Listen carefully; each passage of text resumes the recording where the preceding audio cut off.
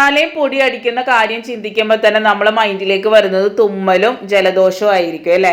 90% ആളുകൾക്കും പൊടി വളരെ അലർജിയാണ്. അപ്പൊ ഇതുപോലെ നിങ്ങളൊന്ന് ചെയ്തു നോക്കുക. ഇതുപോലെ ചെയ്താൽ പിന്നെ മാറാമ്പലും പൊടിയൊക്കെ നമ്മളെ വീട്ടിൽ കുറെ കാലത്തേക്ക് ഉണ്ടാവില്ല കേട്ടോ.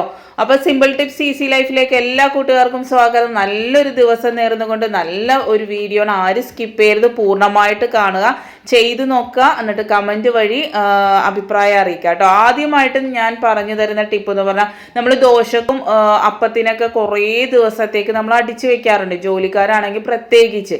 അപ്പോൾ നമ്മൾ 2 ദിവസം കഴിഞ്ഞ് കഴിഞ്ഞാൽ പിന്നെ ചെയ്യുമ്പം അത്രയും അങ്ങോട്ട് പെർഫെക്റ്റ് ആവില്ല.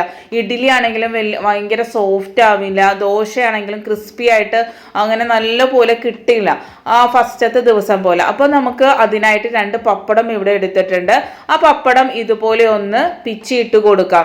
വളരെ സിമ്പിളായിട്ട്, ഒരു ടേസ്റ്റ് വ്യത്യാസം ഉണ്ടാവില്ല, എന്നാലും നല്ല പെർഫെക്റ്റ് ആയിട്ടുള്ള ദോശ ഇഡ്ഡലിയൊക്കെ കിട്ടും കേട്ടോ. അതിലേക്ക് വളരെ കുറവ് വെള്ളം, ഇതൊന്ന് മുങ്ങിക്കിടക്കാം, വളരെ കുറവ് വെള്ളം മാത്രം ഒഴിച്ചു കൊടുക്കുക.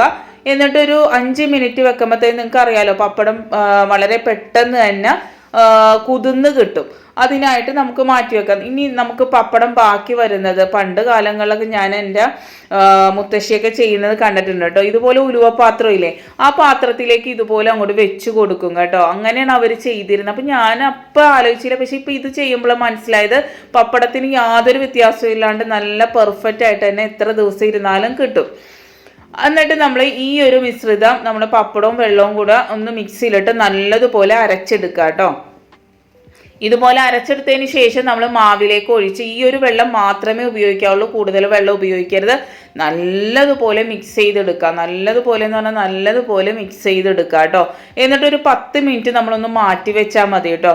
വളരെ പെർഫെക്റ്റ് ആയിട്ടുള്ള ഇഡ്ഡലി ആണെങ്കിലും ദോശയാണെങ്കിലും നമുക്ക് കിട്ടുന്നതാണ്.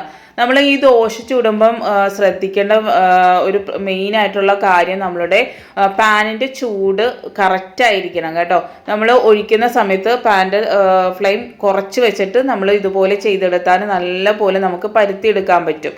നെയ്യോ അല്ലെങ്കിൽ വെളിച്ചെണ്ണ എന്തെങ്കിലും ഒന്ന് കുറച്ച് മേളിൽ തൂക്കി കൊടുക്കുക. നല്ല ക്രിസ്പി ആയിട്ടുള്ള നല്ല പെർഫെക്റ്റ് ആയിട്ടുള്ള നമ്മൾ ഇന്ന് മാവ് അരച്ച് ചുടുന്ന ദോശ പോലെ നമുക്ക് കിട്ടും. കണ്ടില്ലേ, നല്ല പോലെ കിട്ടിയിട്ടുണ്ട്. ഇതെല്ലാവരും ചെയ്ത് നോക്കുക, എന്നിട്ട് അഭിപ്രായം കമൻറ്റ് വഴി അറിയിക്കുക കേട്ടോ.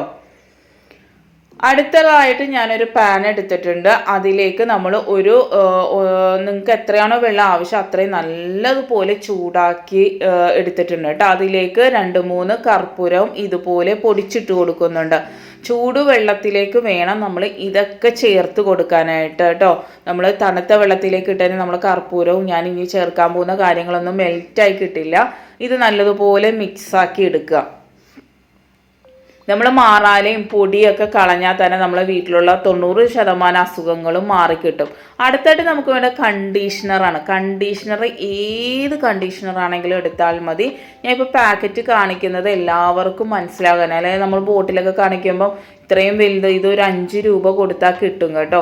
ഇതൊരു ടേബിൾ സ്പൂണാണ് ഇട്ട് കൊടുക്കുന്നത്. എന്നിട്ട് ഇതും നല്ലതുപോലെ മിക്സ് ചെയ്തെടുക്കുക. ഇത് ഇത്തിരി മിക്സായി വരാനായിട്ട് ബുദ്ധിമുട്ടാണ്. എന്താണെന്ന് വെച്ചാൽ ഒരു കട്ട പോലെയാണല്ലോ. അപ്പോൾ ഈ ചൂടുവെള്ളം വേണമെന്ന് ഞാൻ പറഞ്ഞതിൻ്റെ കാരണം ഇതുകൊണ്ടാണ് കേട്ടോ. ഇനി വേറൊരു നമ്മൾ ഇത് പെട്ടെന്ന് നമുക്ക് മിക്സായി കിട്ടാനായിട്ട് നല്ലൊരു ടിപ്പുണ്ട്. നമ്മൾ കളയാനായിട്ട് വെച്ചേക്കുന്ന അരിപ്പ് എടുക്കാവുള്ളൂ. നമ്മൾ യൂസ് ചെയ്യുന്ന അരിപ്പ് ഒരിക്കലും എടുക്കരുത്. എന്താ വെച്ചാൽ ഈ കർപ്പൂരത്തിൻ്റെയും ഈ ഒരു കണ്ടീഷണറിൻ്റെയും ഒരു സ്മെല്ല് അതിലുണ്ടാവും. അതുകൊണ്ട് തന്നെ നമ്മൾ കളയാൻ വെച്ചേക്കുന്ന, അല്ലെങ്കിൽ നമ്മൾ ഉപയോഗിക്കാതെ മാറ്റി വെച്ചേക്കുന്ന അരിപ്പ എടുക്കുക. എന്നിട്ട് ഇതുപോലെ ഒഴിച്ചു കൊടുത്ത് നല്ലതുപോലെ നമ്മൾ സ്പൂൺ വെച്ച് സ്മാഷ് ചെയ്ത് കൊടുത്തു കഴിഞ്ഞാൽ നമ്മൾ കർപ്പൂരവും അതുപോലെ തന്നെ കണ്ടീഷണറും നല്ലതുപോലെ മിക്സായി കിട്ടും കേട്ടോ. ഇതുപോലെ ചെയ്തെടുത്താൽ മതി. മറ്റേതെന്ന് പറയുമ്പോൾ നമ്മൾ കുറേ മിക്സ് ചെയ്ത് എടുക്കണം, കുറേ സമയം എടുക്കും അത് മിക്സായി വരാനായിട്ട് കേട്ടോ. ഈ ചൂടോടുകൂടി തന്നെ നമ്മൾ കാര്യങ്ങൾ ചെയ്യാം. നേരിയ ചൂടോടുകൂടി തന്നെ നമ്മളിത് ചെയ്യാം കേട്ടോ. അടുത്തായിട്ട് നമുക്ക് വേണ്ടത്, നമ്മൾ കളയാൻ വെച്ചേക്കുന്ന നമ്മളെ പില്ലോ കവറില്ലേ, കളയാനായിട്ട് വെച്ചേക്കുന്ന നല്ല കോട്ടൺ തുണിയുടെ പില്ലോ കവർ എടുക്കുക കേട്ടോ. ഇതുപോലെ നേരിയ ചൂടോടുകൂടി തന്നെ നമ്മൾ ഇതിലേക്ക് മുക്കി നല്ലതുപോലെ പിഴിഞ്ഞെടുക്കണം. ഒട്ടും വെള്ളത്തിൻ്റെ അംശമില്ലാതെ നല്ലതുപോലെ പിഴിഞ്ഞെടുക്കണം. വെള്ളത്തിൻ്റെ അംശം പാടില്ല കേട്ടോ. എന്താണെന്ന് വെച്ചാൽ വെള്ളത്തിൻ്റെ അംശം ഉണ്ടെങ്കിൽ പിന്നെയും പൊടി പിടിക്കാനായിട്ടുള്ള ചാൻസ് ഉണ്ട്. അപ്പോൾ നല്ലതുപോലെ പിഴിഞ്ഞെടുത്തതിന് ശേഷം നമ്മൾ ഫാന് ഇതുപോലെ ഇട്ട് കൊടുക്കുക. എന്നിട്ട് നമ്മൾ ഇതുപോലെ ഒന്ന് വലിച്ചെടുത്താൽ മതി. നല്ലപോലെ ക്ലീനായി കിട്ടും. പിന്നീട് അതിലേക്ക് പൊടി പിടിക്കില്ല എന്ന് വെച്ചാൽ കണ്ടീഷണറിൻ്റെ ഒരു കോട്ട് അതിലുണ്ടാവും. അപ്പോൾ അതിലേക്ക് പൊടി പിടിക്കാൻ ചാൻസ് വളരെ അധികം കുറവാണ്. അതുപോലെ തന്നെ കുറേ നാളത്തേക്ക് നമുക്ക് ഇത് ക്ലീൻ ആക്കേണ്ട ആവശ്യം വരില്ല. അതുപോലെ അലർജി ഉള്ളവർക്കാണെങ്കിലും നമ്മൾ ഇത് ചെയ്തെടുക്കാം. എന്ന് വെച്ചാൽ പൊടി നമ്മളെ മേത്തേക്ക് വീഴില്ല, പൊടി പാറില്ല. അപ്പം നമ്മൾ ഇതൊന്ന് ചെയ്ത് നോക്കാം കേട്ടോ.